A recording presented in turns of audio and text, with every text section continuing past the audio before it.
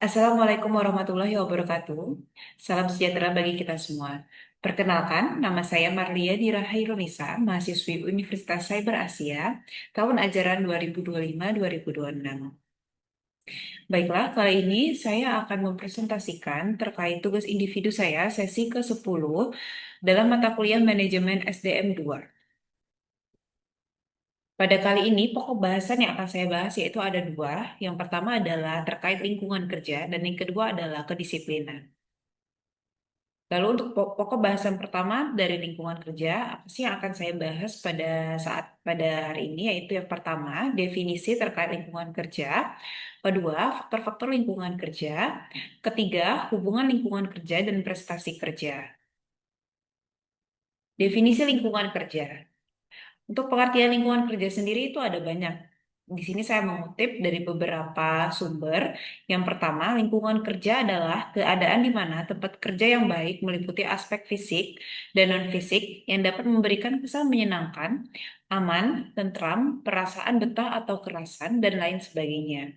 Adapun pengertian lainnya, lingkungan kerja yaitu segala sesuatu yang ada di sekitar para pekerja dan yang dapat mempengaruhi dirinya dalam menjalankan tugas-tugas yang dibebankan. Lalu apa saja sih faktor-faktor yang mempengaruhi dalam lingkungan kerja itu sendiri? Yang pertama adalah pewarnaan. Pewarnaan di sini maksudnya adalah pewarnaan dari ruangan itu sendiri. Jadi untuk penentuan warna pun menentukan bagaimana suasana itu akan tercipta. Lalu musik, ketiga saling menghargai antar anggota. Yang keempat adalah kebersihan, lalu keamanan, pertukaran udara atau ventilasi, kebisingan, penerangan, dan yang terakhir adalah keramahan. Dan bagaimana hubungan antara lingkungan kerja itu sendiri dengan prestasi kerja yang akan diciptakan oleh karyawan.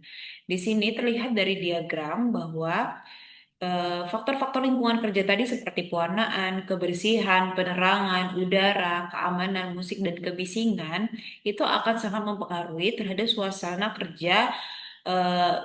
kerja itu sendiri. Jadi, jika faktor-faktor ini diperhatikan dengan tepat, maka akan menciptakan suasana kerja yang sangat menyenangkan bagi para pegawai dan atau karyawannya. Sehingga ketika karyawan tersebut akan nyaman, bahkan bisa menikmati lingkungan kerja itu sendiri, maka karyawan sendiri akan termotivasi, bahkan akan semangat dalam menjalankan tugas-tugas atau target-target yang telah ditentukan oleh pimpinan atau atasan atau perusahaan itu sendiri.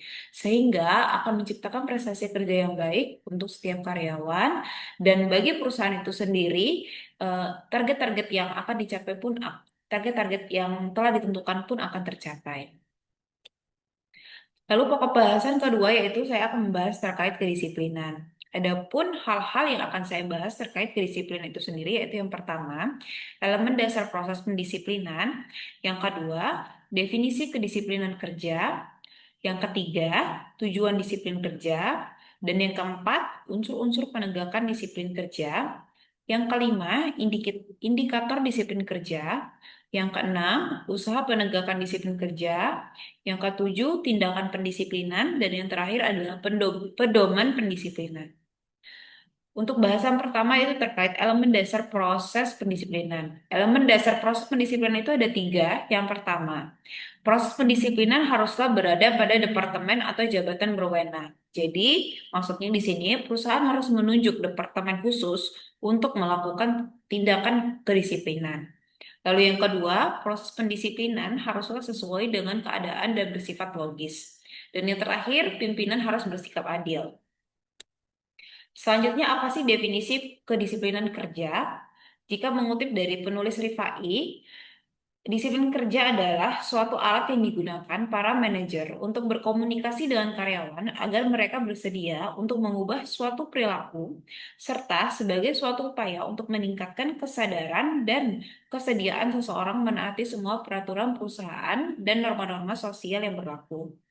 Lalu mengutip dari penulis Hasibuan berpendapat bahwa kedisiplinan adalah kesadaran dan kesediaan seseorang menaati semua peraturan perusahaan dan norma-norma sosial yang berlaku berdasarkan pengertian di atas bahwa dapat disimpulkan disiplin kerja adalah suatu sikap, tingkah laku, dan perbuatan yang sesuai dengan peraturan baik tertulis maupun tidak tertulis. Dan bila melanggar, akan ada sanksi atas pelanggaran tersebut. Adapun unsur-unsur penegakan disiplin kerja itu yang pertama, peraturan jelas dan tegas. Hukuman harus sama bagi setiap pegawai. Artinya, perusahaan tidak membeda-bedakan pegawai. Jika ada pegawai yang melakukan pelanggaran, maka peraturan, maka hukuman yang didapat itu akan sama. Lalu yang kedua adalah penjelasan kepada pegawai tentang apa yang diharapkan perusahaan. Artinya perusahaan harus menjelaskan apa sih yang boleh, tidak boleh, hingga aturan yang berlaku pada perusahaan tersebut. Dan yang ketiga adalah menginfokan tentang apa dan bagaimana memenuhi aturan yang ditetapkan. Yang keempat, penyelidikan atas latar belakang setiap peristiwa. Artinya perusahaan tidak bisa semena-mena untuk memberikan pendisiplinan.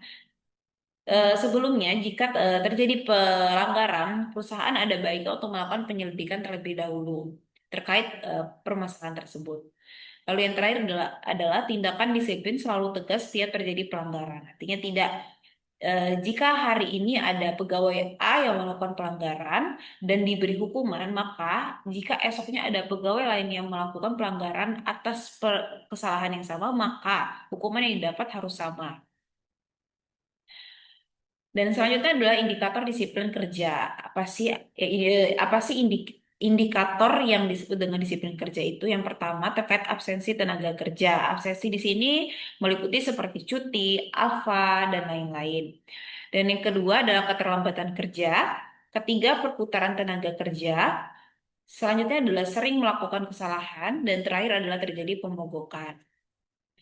Usaha apa untuk dilakukan perusahaan untuk melakukan penegakan disiplin? Yang pertama adalah menetapkan peraturan kerja yang lebih mengikat.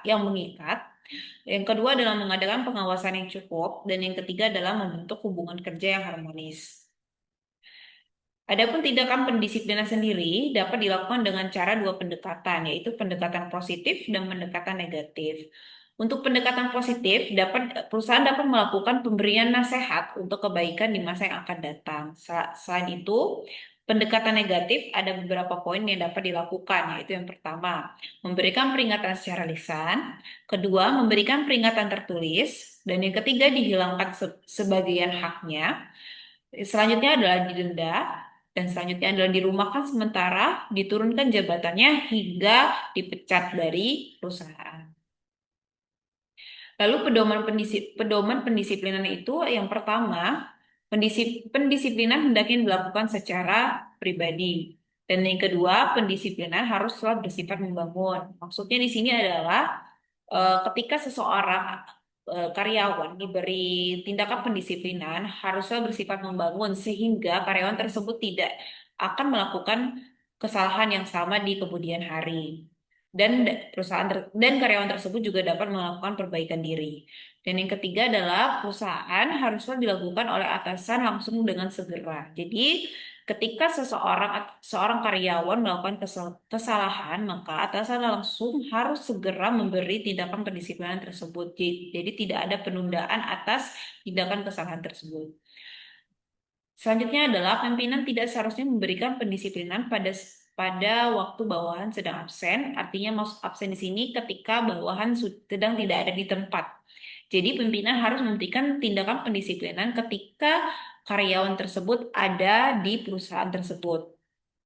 Dan selanjutnya adalah setelah pendisiplinan, sikap dari pimpinan haruslah wajar kembali.